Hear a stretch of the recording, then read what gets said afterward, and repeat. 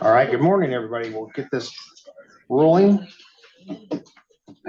We got one of these nice agendas today. They're short. If we have a motion to call the meeting to order. Second. All those in favor? Aye. Minutes of the January 2nd, 26th board meeting. I'll move to approve. I'll second. All those in favor? Aye. Request from First Presbyterian Church for $5,000 donation for food boxes. We do this every year. I'll make a motion to approve. I'll second. All those in favor? Aye. Aye. Invoice approval for 30 desktop systems. Andy in here? Oh.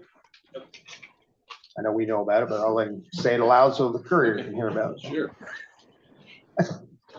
Yeah, so we had planned on replacing these next year, but with rising costs of storage and memory devices because of some business sector changes and how companies are doing things, it's created some shortages, so the prices of things are going up. Vendors were contacting different people to buy these, and they were saying they're expecting from $120 to $150 increase per item as far as the desktop systems. So just trying to get ahead of that a little bit. This is what this purchase is about. We could probably use more, but this will take good care of the real outdated ones that are in the county. By doing the ahead purchase, they estimated 120 to 150 per system. That would be the increase. So this is going to stay around $3,200 to $4,800 per, for the whole purchase by getting ahead of it. Purchased them a few months earlier. Yeah, and the total's $31,140. Thank you. Motion to approve. I'll make a motion to approve. I'll second. All those in favor? Aye. Thanks, Andy. Request for Iowa DOT contract approval, project 90, County 90-115. Morning, Brad. Good morning. He turned that one off, so I'll take a short route.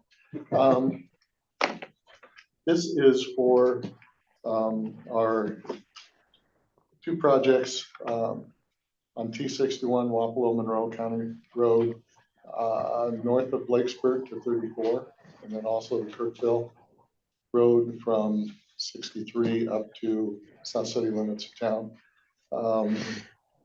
Be recycling the asphalt that is currently on the roadbed, putting it back down as a support layer and then an overlay on top of that.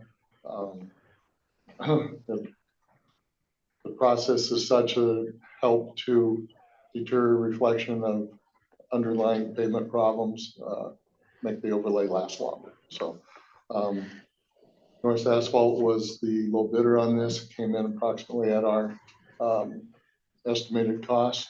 So we are recommending that we go through with the contract awarding to Norris Asphalt. And then we just ask that you authorize the county engineer to sign the project documents on behalf of the county. Would greatly speed up the process rather than having a board member come down and go through all of our processes on a weekly basis. Nope, I'm good with that. So. I'll make a motion to approve. And I'll second. And Brad, before you move, I want to ask you a question after this. So. All those in favor? Aye. I too have a question. I actually got questions about this morning, so I'm glad. Told them it was all going to be good. So you go first, and I'll go. The other question, of course, was Old Highway 34, where we're at on that and the railroad cross, new railroad. The construction plans Rob's been working on, I should have a set of final plan to review this week. We are still targeting probably a late February letting, and the project approach, given the timeline so far we're dealing with, is going to be a grade and pave project. So it'll be one letting for both functions. The grading is going to be mostly a cut situation or minimal, except for right down between the railroad tracks and New 34. So we'll we'll have some extra compaction requirements for that segment. The rest of it should work out fine. So normally we'd like to let that sit for a couple of years between the grading and the paving project, but in the interest of expediency, we will do it all in one process and pay for that extra compaction down there at the south end. So, don't have a specific date yet. Haven't looked at the plans. Don't know that we don't expect there to be any major changes, but because we've been working together all along, it's just a matter of doing that final look before we schedule it for letting. Don't, I just need the answer. So when Don Help called me about the property's moving, I give him some sort of an answer. So Yeah, we can't start the right of way acquisition until we get the plans pretty much finalized. So that could get going real soon as well. all right, thank you, Brad.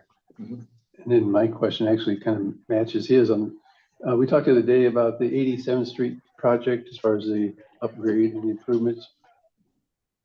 Are we committed to that yet in any way, or is that still just a discussion yet? I can't remember how we left that. As far as, well, 87th has been programmed as a project. There's several steps to it, Yeah. being the pipe extensions and pipe replacements, and then the actual physical widening would be the last step before an overlay. So with those steps in mind, it's really about a 3-year process. So right now it is scheduled for a multi-year project this current year, but with the 172nd Street project being the initial stage, it's really going to be starting probably next fiscal year as it stands right now. Are we committed to it? Well, it's in our 5-year plan. We can always change gears and do something different, or timeline wise or scope wise. But as we approach the time that it's scheduled for, we're more invested in the preliminaries. Right. So I'm just debating the idea of doing some kind of public hearing to get input from the public, but I'm not sure that's the right thing to do. But I'm a little concerned about the whole, the cost of it and then the impact of it. So there's no doubt we have multiple project needs, multiple pavement needs, especially around the county. We're addressing some of those with this contract we just approved, but there's more. So it's really the board's priority which way we go. 87th has been a priority since I came on board, so we just continued down that direction. Sure. All right, thank you. Yep. Is that a situation, Brad, where both those projects could go on at the same time, or would one have to? Is one, do you think, going to be started first? 172nd versus 87. 87. Well, 172nd will happen first. Okay. Because of the just the timeline of what we're doing plus what the railroad is doing to have the least disruption and transportation, and as quickly as possible move away from the bottlenecks that they have on the west side of Ottumwa now. So, but it's tying into 34 in such a way that we'll have to be doing some of the work regardless, because we'll have to do it. New connection, Yeah. Intersection up there to accommodate the portion of Old 34 east of the new alignment.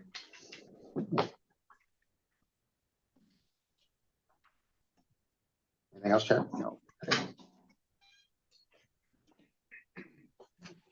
Next on the list is Market Street Landing Inclusive Play Space. You want to come up, give a little synopsis of the program on the spot since you're here. Either one. It's on right there. Go ahead. Good morning, everybody. So the Market Street Landing Play Space, Inclusive Play Space, is not just a play space for individuals with disabilities, but it is really just a play space for everyone, regardless of your ability. to utilize. It's part of the Market Street Landing Project, which is down by the Market Street Bridge on the north side of town. It will include a 0 to 5 area, a 5 and over area, as well as a water feature.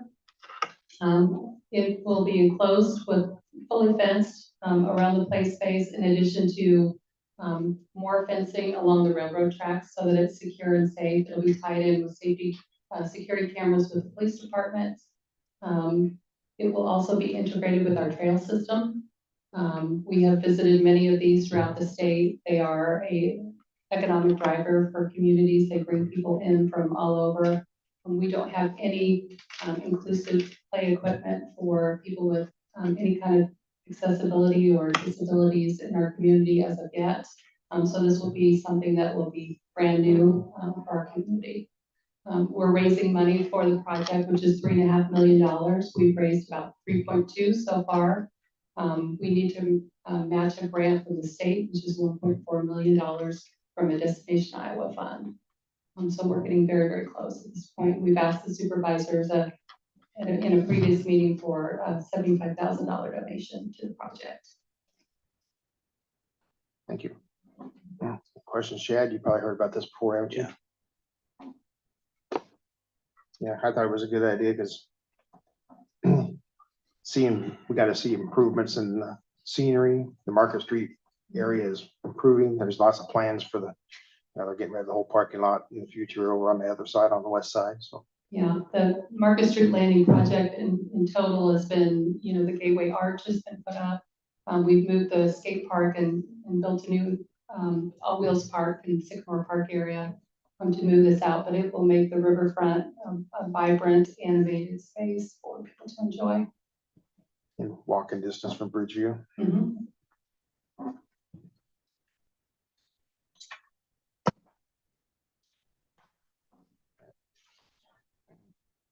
We kind of talked about this yesterday at our budget meetings. Yes. So do you want to make a motion? You want me to? I can make No it. matter. So we had talked about $40,000 to donate to the project. So I'm gonna make a motion to authorize $40,000 for the project. And I'm going to second that and then make a little more comment if I could. Yes. I'll second that motion. I want to kind of go both ways on this. The concept is excellent. I think I like the idea that our community becomes a children-friendly community. I think we've got several things in place that already go that direction, such as the beach and some of our athletic facilities. So I really love the concept and appreciate so much what Legacy Foundation is doing for our community. And then I go for this. However, as Carrie said, we've been through the budget discussions and we are just so tight in terms of what's going on with the obligations we have to meet. And then plus we want to be able to spend some money on some of the needs of the less fortunate in the community, which is we just gave $5,000 to the Presbyterian Church for the food boxes, and we got several other requests like that for needs of just feeding people, and then we're working on the medical topic in our county too. So with all that in play, I think we're comfortable with the 40,000. I'm sorry we didn't do the 75. No, we were committed to what you're doing and we like your project. Money is tight, so we appreciate that. Yeah, we're taking this out of lost fund. And it's not in an area where we can take too much, so. I appreciate your comments and we so appreciate your support. We're very grateful. Thank you. Yep. We ran the numbers for quite a while last night, trying to figure out what we could actually do, so without getting ourselves in the corner. But I think it's a great idea and I'm glad. I wish we could do more, but I'm glad we can do something. Your so. support means a great deal. Thank you. Okay, so we have first and a second. All those in favor? Aye.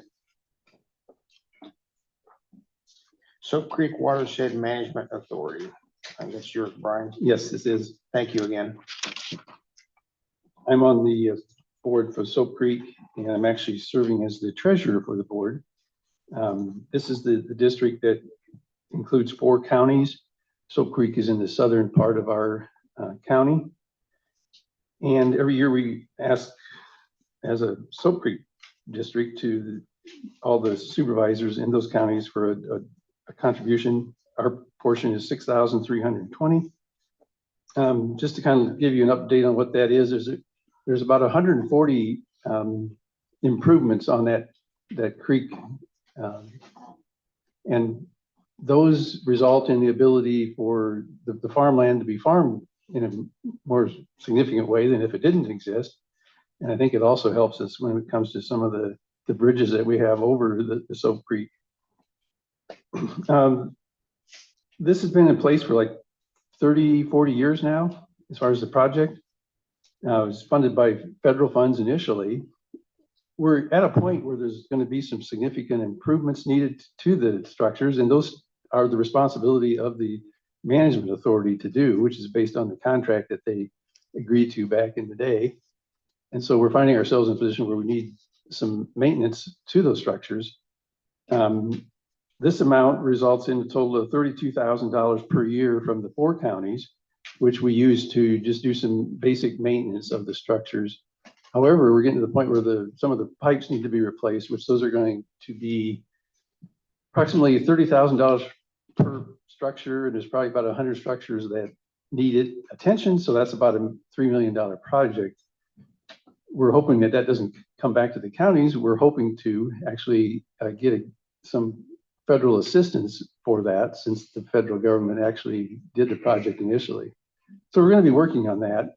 But in the meantime, that's what's going on. The district does have about $300,000 in cash reserves. So we have the ability to manage some of the improvements if there's a disaster or something comes up that we need to do it. So we're not desperate for cash, but on the other hand, we have a future obligation facing us. So that kind of gives you an update. Based on all that, I'll make a motion to approve the 6,320 from our county. And I'll take questions if there's any questions. Huh? Does anybody have any questions? Any questions? No? I'll second it. All those in favor? Aye. Next thing is a Wapello County Expo donation for the 2026 Farm Expo, which I think is in July. It's $8,000 we give to them every year for their expo. We also give the same amount to the Wapello County Fair also. So, And I'll make a motion to approve that. I'll second. all those in favor? Aye. Any other business before the board? Travis?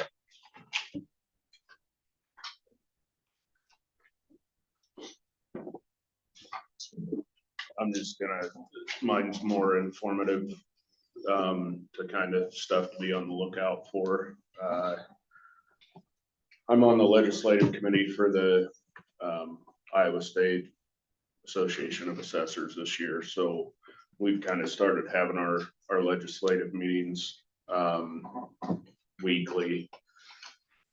I know that they're one of the big things they're going after this year is property tax reform. The Senate did just put a bill forward. I haven't had time to read it yet. I just started reading it before I came up here. It looks, for the most part, like what they're wanting to do in that version is cap budgets at a 2% increase year over year. I think there is something in there as well about the residential rollback going away and the commercial rollback going away. Again, I haven't been able to I've taken the school tax out of it's part of it too. Yeah, I haven't gotten very in depth with it yet, but there are it's going to be something to keep a close eye on this year, I think, and probably be in communication with our representatives from the area. The other thing I was gonna just kind of let you know about is we're having some pretty big issues with our software vendor Solutions or Harris. It's not just a Wapello County thing, it's a statewide thing. Is it just That we're- assessors or? It's, the assessor side is struggling pretty bad. The auditor side, just recently with all the new stuff that they had to do, there were a lot of issues with that getting done in a timely manner. And it's now created issues on the assessor side of things. And so we're out of balance and we're struggling. I'm also I'm actually the vice chair of the Solutions Advisory Committee now. And we have monthly meetings with them, but don't seem to be getting anywhere with that. We kind of get the same story every month. And so it's become a frustrating point on our end of things, but just wanted you guys to be aware, because there are reports that we have to have due to the state that are due in a timely manner that could potentially be held up because problems aren't being solved on that end. So just so you guys are aware of that. So, Yeah, I think in that bill, they talked about taking the school, making a state responsibility against city counties, and that'd be 440 million out of property taxes.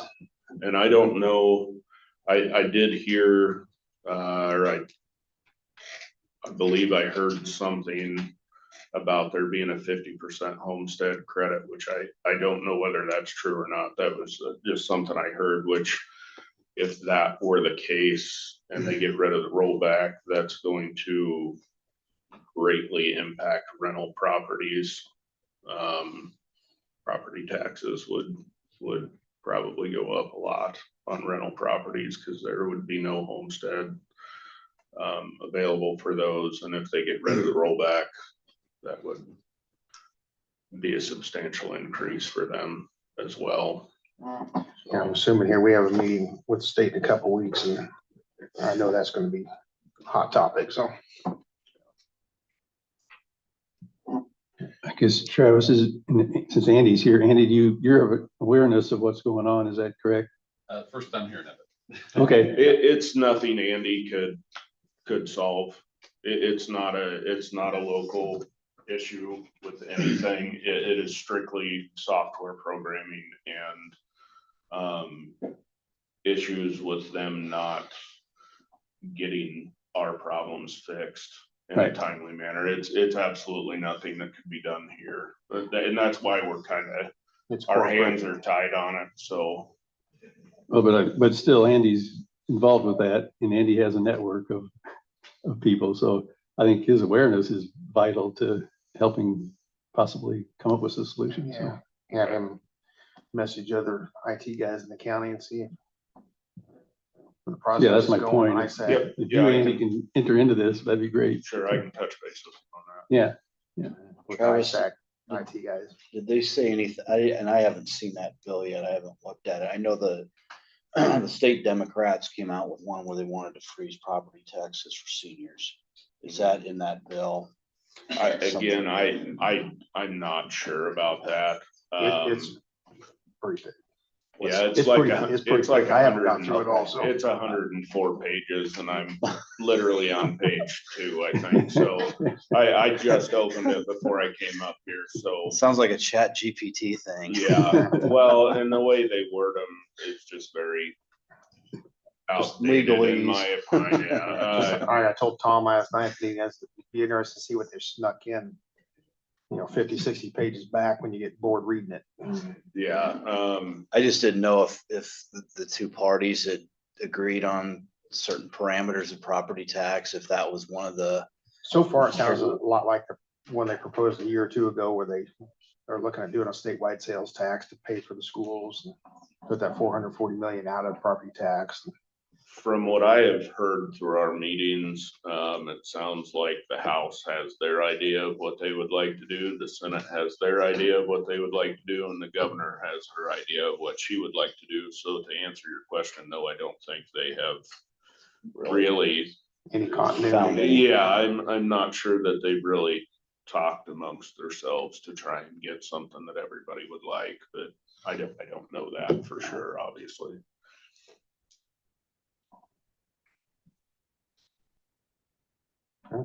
Thanks, Travis. Anybody else? Yeah, I was just wondering, Come on up and state your name, turn on the mic. And just hit that little area. Lorraine Euling, and I was just wondering, we had discussed the wind energy prior, well, last year, at the end of last year, and you guys were hopeful that you'd be able to meet with the attorney before this new year began, and we haven't heard anything. So do you have something scheduled? Well, the so that we last can? meeting, we asked that same question. The attorney couldn't get to it till January. And Okay. now Brian's gonna be on vacation with the 2 dates he just sent me, so we're gonna have to do a date when he is back from vacation. Okay, so hopefully in January, or are you gonna be gone all of January? No, it Yeah. can still be in January. Well, the concern is, again, that, you know, the company that wants to do this said that they have to get that money invested somewhere. And so they're gonna build somewhere else if we can't move on this fairly quickly. So I think that I'm just here to keep this in front of you all. And certainly with the changes the state's making with taxes and the amount of money gonna be coming to the cities and counties, we need to do something else to find revenue. I think this is a good thing all the way around. It's a good thing for revenue for the county, and it's a good thing for the environment and farmers. Thank you.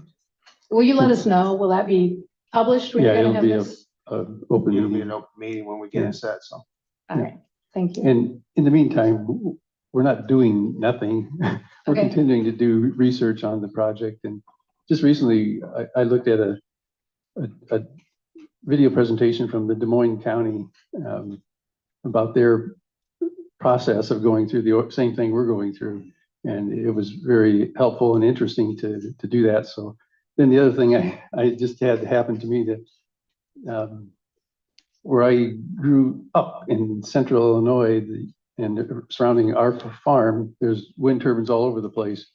I talked to a neighbor and he said they've got 15 wind turbines on their property, and it made all the difference in terms of their farming operation. But then he also said that it allowed them to keep their school district in place, intact in a small community.